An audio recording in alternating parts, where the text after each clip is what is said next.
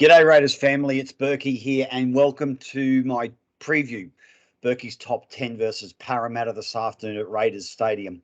Guys, big game, really big game this one. Another litmus test for us. We're at home, Sunday afternoon, big crowd.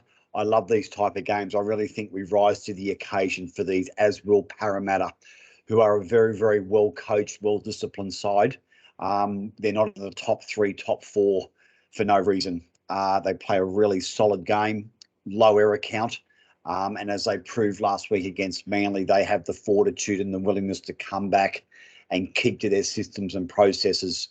So look, it's a great afternoon. We're 3 on the trot against Cronulla and South, who were in the 8 the last 3 weeks.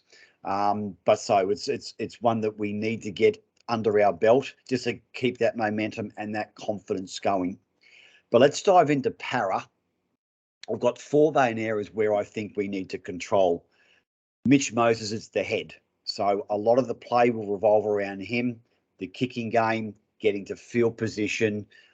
He'll be on the right edge for Parramatta. So our left edge in defence, which is Jack and co, which is good for us because Jack can certainly put pressure on Moses and his runners. But most everything will revolve around Moses. So we probably can't shut him down totally and completely. But what we do need to do is take his ball time off him. So the only way you take ball time off a ball player is for the inside men. So I'm talking markers and our middles to put pressure coming from where they are running to him to try and take that ball time off him to set up plays. So we really need to focus on that. We can't do it for 65 or 70 minutes or 73. It's got to be the full 80.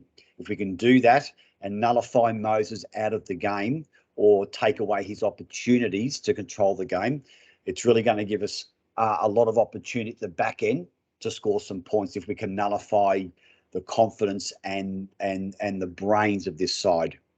Number 2, I've gone for Clint Gutherson, who is the heart of this Parra side.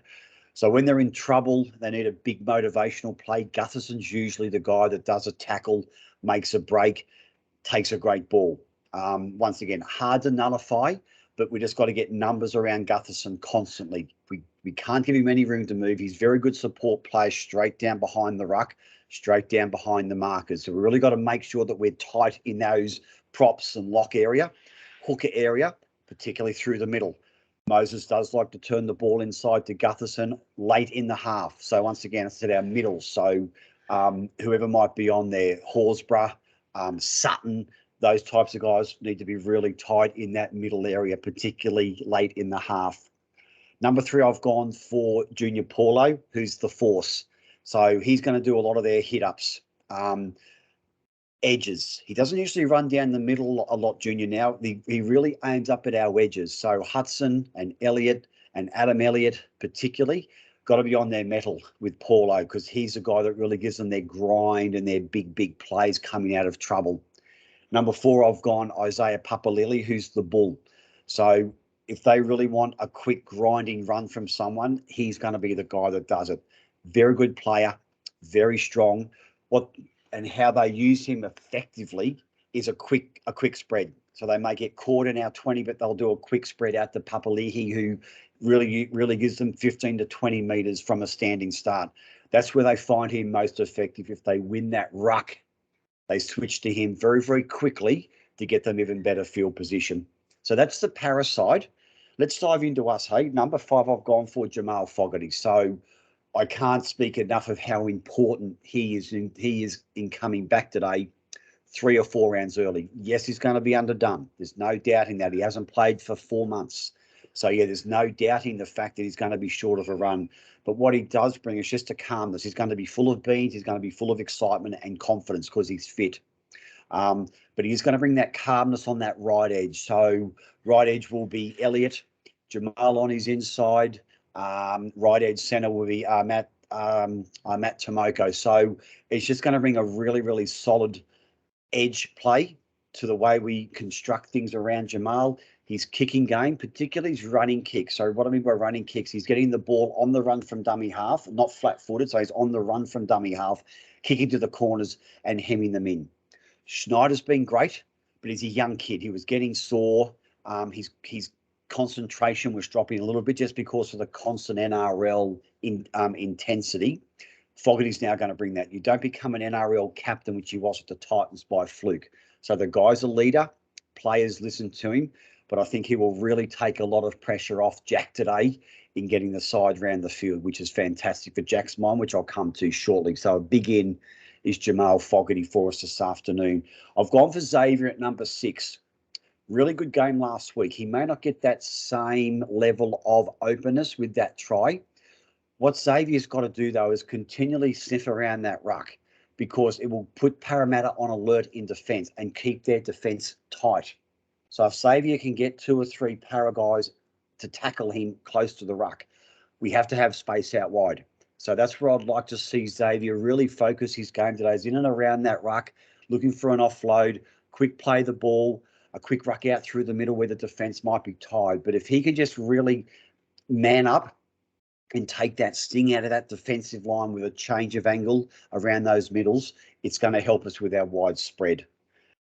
Xavier's going to be peppered today with bombs. There's no two ways about it. I think Moses will really pep him. I'd like to see Xavier change with Rapana through the game, give him a spell.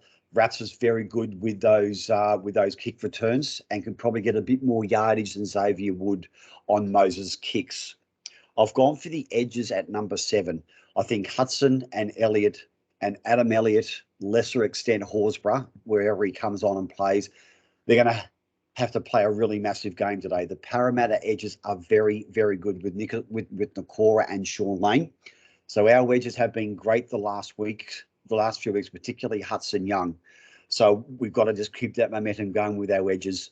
We still have to play there, but I'd really like to see our edges really aim up on theirs today. And that's a really important, we get that advantage in both attack and defence to nullify the Parra threats on those edges. Offloads. Parramatta hate offloads, as do most sides do. So the second phase play, I think, is critical today for us. Taps needs to offload a bit more. Papali does if he can. Horsburgh last week offloaded really, really well and got us a try. So that second phase play against sides, they don't like it. They're used to just hitting the ground, quick play the ball, but they get their defensive line set. Offloads are really important to a big mobile side like Parramatta, who don't like doing the second and third efforts. Number 9, I've gone for Papa and Taps 1-2. Whilst I like Papali and Tarpany starting the game, I really think there's more impetus and momentum for them now to not be on the field at the same time in the second half. I think Ricky tried it last week. Tarpany played 63, 64, 65 minutes, which was outstanding for a big guy. If we can get 60, 65 out of Taps week in, week out, it just gives us that leverage to bring Papali on in the last 20 minutes. Where they're not on the field together and getting drained together. So the more we can save up one of them for a late burst, I think the better off it helps our play down the track. So I'd really like to see them 1-2 during the second half where they're on the field individually, not at the same time. And number 10, I've gone for Jack Whiten's running game. He has to really run more today. With Fogarty back in the side, Jack just has to worry about running. And when he straightens the attack, particularly, he's going to have Moses on his side of the field, who's a smaller body. I think Jack heading back in towards that play the ball, that edge area, but straightening the attack, bringing 2 to 3 defenders in with him. And Jack has a great quick play the ball, landing on his stomach and getting up quick. Can really give us some momentum going forward. Jack's kicks, left foot kicks to that corner, where he's got to aim up against Bailey Simonson, I think is really critical as well. So if his kicks can hit the grass and we can move up on both sides and really hem Parra into the corners of GIO and make them really work out, get their big forwards back there, which they don't like to do, and really aim up in defence, I think Jack's running game today is going to be really important to us, give us field position and keep that second, third phase play going down through the middles. So, guys, that's it for my top 10 today. As always, I really, really appreciate your support here on Bourkeys Top 10.